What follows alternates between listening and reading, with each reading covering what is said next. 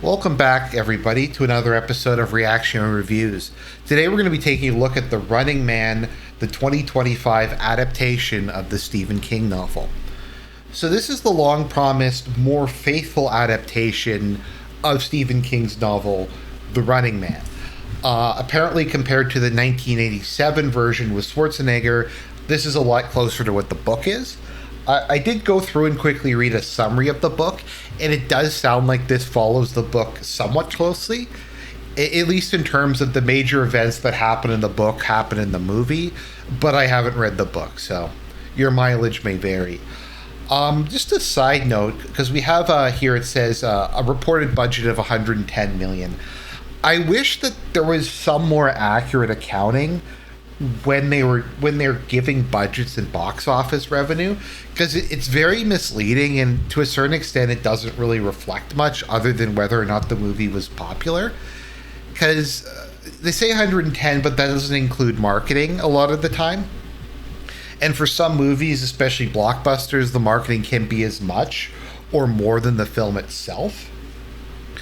There's also, I'm not sure when they say it made, like a film made $200 million, if that means it made $200 million in ticket sales, or the people who made the movie collected $200 million of the tickets, like money off of the tickets that were sold. So it's very kind of misleading and difficult. Like it's possible for $100 million movie, at least with the budget line of that, to make 130 or 140 million dollars and still lose a significant amount of money because of marketing. So just throwing that out there. We have, I think, overall a pretty decent cast, at least among the main characters. I think Glenn Powell does a pretty good job as Ben Richards. I think Josh Brolin does steal the show as Dan Killian. I don't know. I just like Josh Brolin. He just radiates pure masculinity and charisma in a way that's just kind of infectious. Bizarrely enough, we have Michael Cera in this, and he actually does an okay job, which is still kind of baffling to me. And William Macy, I don't know why he's in this movie. So, this film premiered last week, or a week or two ago, to mixed to positive reactions. I think it has, let me just take a second look, 64% critic and 80% audience approval, which is about what I'd expect for this film, given its overall quality. Stephen King liked it, though, which doesn't really mean anything, but I guess it's not nothing. Something I thought was kind of amusing is Arnold Schwarzenegger is on the $100 bill in universe, which I think is kind of fun because obviously he starred in the older version of the movie. So where does this film fit in on the media taste scale? I'm going to put it's very clearly in the kinetic category. I think it likes to pretend that it's in the resolute category, but if you like, it is a traditional like 2090s action movie where the focus is just stunts and tension and explosions and lots of just crazy stuff happening, albeit in a slightly more grounded way than some things. It's very much that. It's kind of pieces of, I guess you could say, tension or slowness or the main character hiding, followed by just bursts of activity and violence and guns and stuff as the hunters catch up with him. It likes to think, I guess, that it has some sort of social message, but I find it completely incoherent and irrelevant. And the movie is just basically a series of kind of quiet parts leading up to really intense action scenes. So I think as far as the film pulling you into the film and feeling what Ben Richards is feeling with being tracked down and the sense of paranoia and suspense, I think it doesn't do a bad job of that. So I'm going to put it in that category down there. I just realized that the AI generated that, but it's okay. It doesn't matter. Okay, so the summary of the plot. In a collapsing corporatized America run by Free V, the population is pacified through violent reality shows. Ben Richards is a blacklisted labor in Co-op City. So from what my understanding, what he did was there was an unsafe work environment, and he reported it to his union rep. The unsafe work environment being like an open nuclear reactor or something that was frying his dudes. And he's not allowed to work for a living. So he decides to volunteer and try out to see if he can get on one of these violent game shows. Ultimately, he's drafted to be on The Running Man. And part of the impetus for this is that his daughter has influenza and she needs medication in order to survive. I guess it's to help manage the symptoms, because I thought influenza was a virus, so I don't think you can really just give them antibiotics or something like you would if it was a bacterial infection. But I digress. I guess in like this futuristic dystopia, like part of it is not taking the vaccines. So you have to eat the bugs, but you don't even get the protection offered by the vaccines.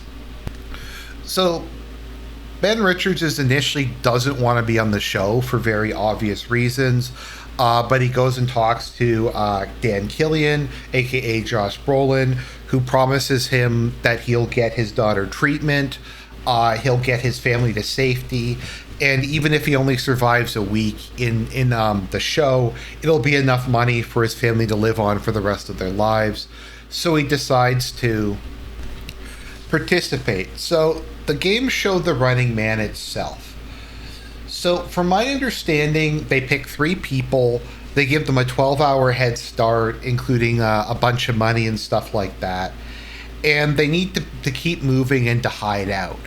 As a way of preventing them from just going into the woods, one of the things that they do is they have to record a videotape and mail it every 24 hours, or else they lose whatever money they've accumulated and they still get hunted down and killed.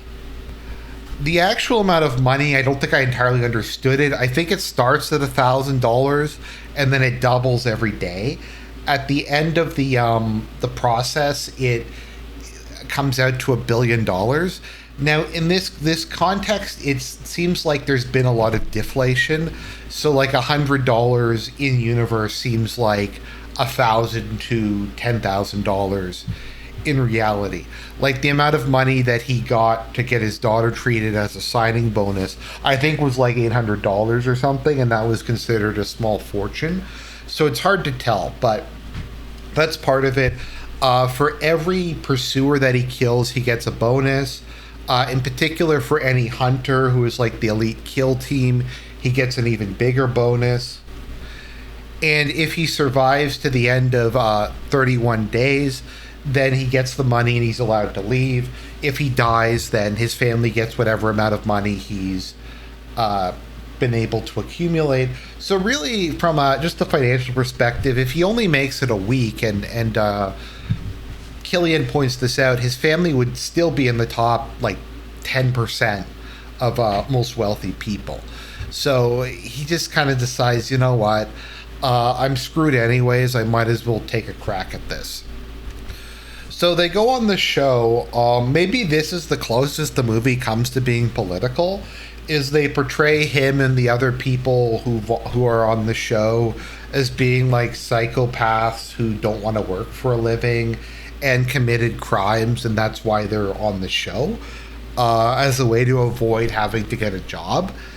So they do that throughout the movie. Whenever he sends in tapes recording himself talking, oftentimes they will do a deep fake and they'll just change whatever he says to make him sound a lot crazier than he actually is.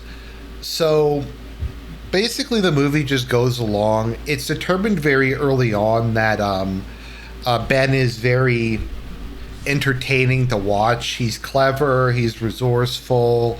He cuts a good promo in wrestling terms with the tapes. A lot of the time, he'll just yell at them to fuck themselves, or he'll do stuff where he'll read out stuff from just a diary, or just do all kinds of like wacky stuff, which Killian really likes. So the irony of it is he's kind of safe for the first 2 to 3 weeks of the show. And they're not going to seriously try to kill him just because he's so popular and they don't want to tank their ratings. So we just see, I mean, it's the running man. It's him just going from location to location. He comes across this, like, black guy who's also a YouTuber who exposes all the fake stuff on the show. He comes across an activist whose father got killed by the corporation, and just a bunch of different people, and just goes through destroying everything in his path. Eventually, he carjacks a car belonging to Amelia Williams, who rants at him and says that he's like lazy and a criminal and a degenerate and stuff like that. But very early on, as they're driving, she just notices how the show is just completely fake. Like, civilians are allowed to kill the people on the Running Man, but they don't really like it in most cases because it's anticlimactic. So, like, some guys show up to try to kill him, but the network winds up just shooting them so that the show could go on longer. And eventually the plan that Ben comes up with is, I think he's kind of realizes that he's safe as long as he keeps doing over-the-top dramatic stuff. So he goes to an airfield, and everybody was already there, like the hunters and stuff, and he pretends that he has a bomb in his in the purse that he took from Amelia, and he demands a plane and some other stuff and parachutes. And it looks like his plan is he's going to bail out over the Canadian border or something like that. Yeah, he has some sort of plan to get away. So they get on the aircraft and they're just kind of flying around. He's getting them to try to fly low over wealthy areas so they can't shoot the plane down. Now, the crew of the aircraft turn out to be hunters, the remaining ones that he hadn't killed yet. And Killian offers to let him survive, but he will get his own show. Like, he'll get his own spin-off where he'll be Hunter number 6 and replace the current crop. I guess the idea is that that's their way of co-opting him. Because as the film goes on, for whatever reason, he becomes a folk hero, and the underclasses just start loving him, and they start spray painting Richard Lives everywhere, and he's seen as this kind of symbol of, like, one man against the system or whatever. It's really lame. It's like a bad version of what happens in Rollerball. I think this film reminds me a lot of Rollerball, but I think Rollerball was a much better movie. That's just my humble opinion, though. So anyway, so they're on the airplane. So Killian contacts Ben and tells him that his family's been killed. It turns out that some of the hunters he killed earlier were pissed off that... Sorry. So when he killed hunters earlier, it pissed off the rest of the team, and the rest of the hunter team went and killed his family. So he says, look, this is your opportunity to get revenge. You can kill them, and then you can take over for them, and you can be the hunter on the next season of the show. So Ben refuses, but goes and kills the hunters anyways, including killing McCone, who turns out to be the running man from the first season who made it 29 days before being offered a deal to fake his death and become a hunter on the show, as he was never going to be allowed to win. So Ben tries to denounce the network on air as he's flying the aircraft. The network replaces him with a deep fake threatening to crash the plane into the headquarters, which I don't really get, because to me, once again, like, it's dramatic, but people hate the network, so I don't really get how that helps their case. If they're trying to slander him by making him into, like, this badass who's going to take down the oppressive system. Like, once again, a lot of the aspects of the narrative that they're trying to build don't really make a great deal of sense. However, the jet is shot down on the way, and the black guy from earlier releases a video that the plane was or when the plane was destroyed, there's an automatic safety ejection seat in it that blew out of the aircraft when it got shot down. Why the network didn't disable that and how they didn't know that he survived, I don't know. So they blew the plane up, and then there's like an escape pod that fired out. So Ben Richards somehow managed to get out of it alive. And it turns out his family didn't actually die, and that Killian had just faked killing his family to try to piss him off so he would kill the hunters and agree to be on his reboot of the show or something like that. And Amelia collects the black box, which is him ranting about the whole thing and how unfair society is. And so that leads to public anger exploding. And we have this omnipresent company that runs and controls everything. And it seems like there's no more government in America, and there's no more private police forces. This company just owns everything, but somehow there's like an uprising because of the guy on the reality TV show, and the uprising manages to defeat the company, I think is the thing, because the black guy makes YouTube videos, and Michael Cera's character printed out some flyers, and that allowed people to learn the truth that the evil company was evil, and that led to it being overthrown, I guess. So the next season premiere of The Running Man happened. The host decides to just walk off because he feels that a riot is about to break out. Killian decides that he's going to host the show himself. Ben shows up from the crowd, beats the crap out of him, counts down to 5, and executes him as the crowd storms the stage. So the corporation is beaten. America is restored to being the land of the free and the home of the brave, somehow. So that's basically the plot. I'm sorry if that was a little incoherent, but it's kind of hard sometimes when you're describing a movie that has just a lot of it is just kind of running around and blowing stuff up. So what are some literary or character themes in this film, if any? You have the whole one man against the system. So it has a very similar feel to Rollerball, in that a major reason for the show is to demonstrate the Running Man within the movie is to demonstrate the futility of individual action in the face of the system, and that was explicitly stated within the movie Rollerball that the purpose of the game is to demonstrate the futility of individual effort, and the danger that they run into at that point is that Jonathan is able to just keep succeeding regardless of what they threw at him, and it was restoring people's faith that one man could make a difference and that the system was not all powerful.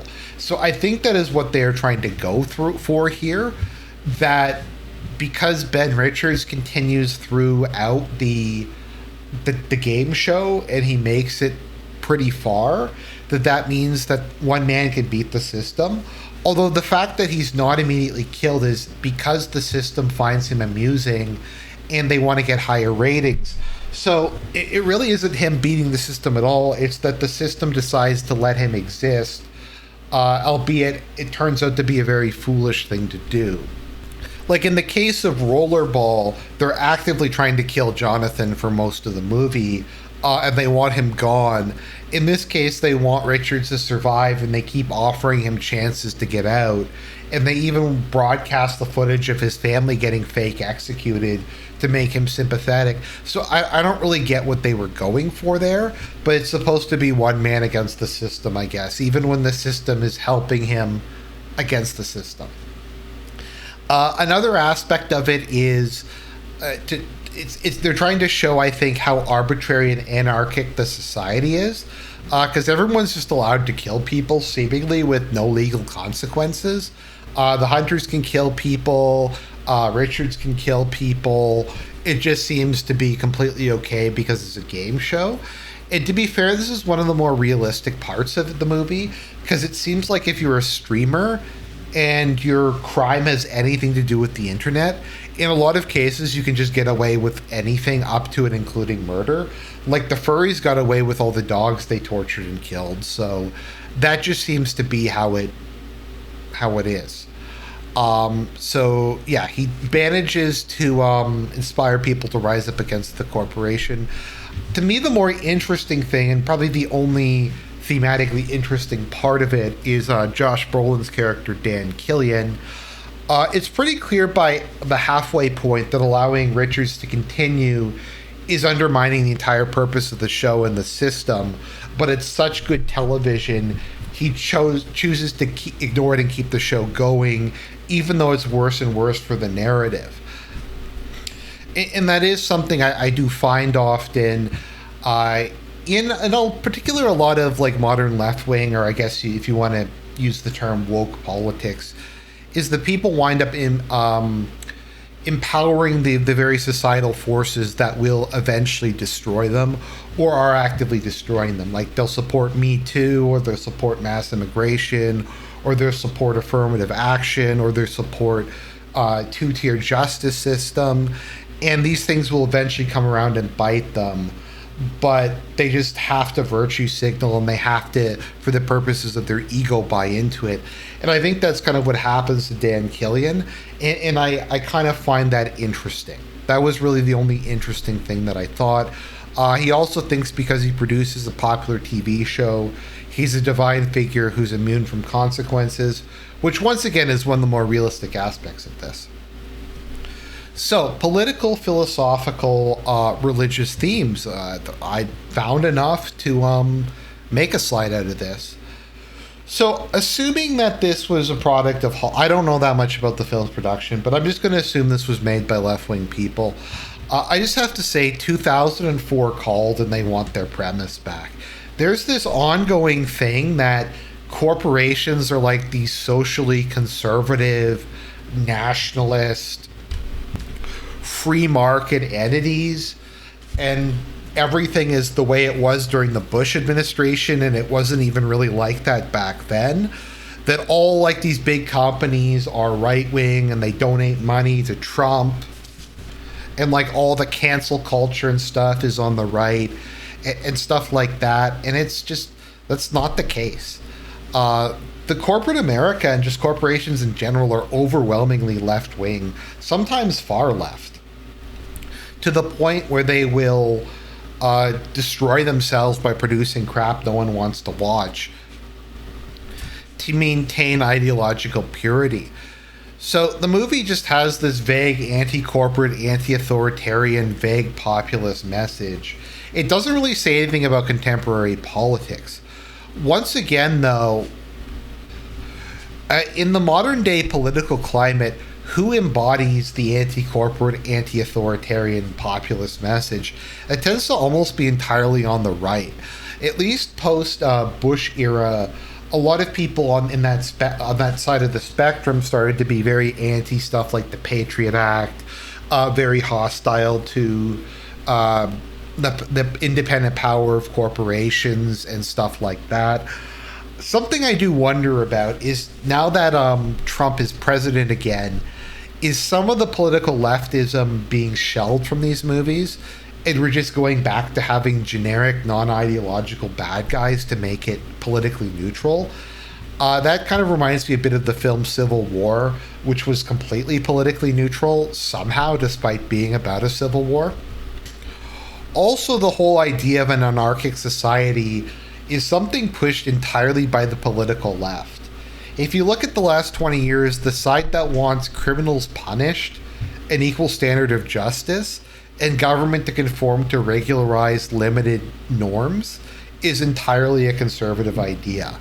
The idea that people shouldn't be punished for crimes or having two-tier justice system is one of the defining characteristics of like BLM and Antifa and all those guys. So assuming this was made by people generally from that side of the political spectrum, it is kind of incoherent and doesn't make a lot of sense to me. I also like how a spontaneous revolution overthrew an entrenched system and changed the entire world in the last 5 minutes of the movie with barely any explanation, because I guess that's how things work. So, scoring this movie, I'm going to give this a 5 out of 10, which on my scale is a mixed bag. It is the midpoint. It's not bad, it's not good, it's just kind of there. And I will say this about the movie. It is a dumb, fun action movie. It did not lie to me.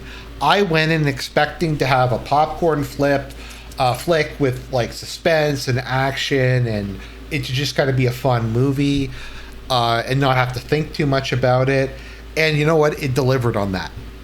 It didn't lie to me. It didn't really pretend to be anything it wasn't. I guess it made some pretense about being a political movie, but by and large, I wanted a dumb, fun action movie with a minimal amount of cringy political messaging, and it delivered on that.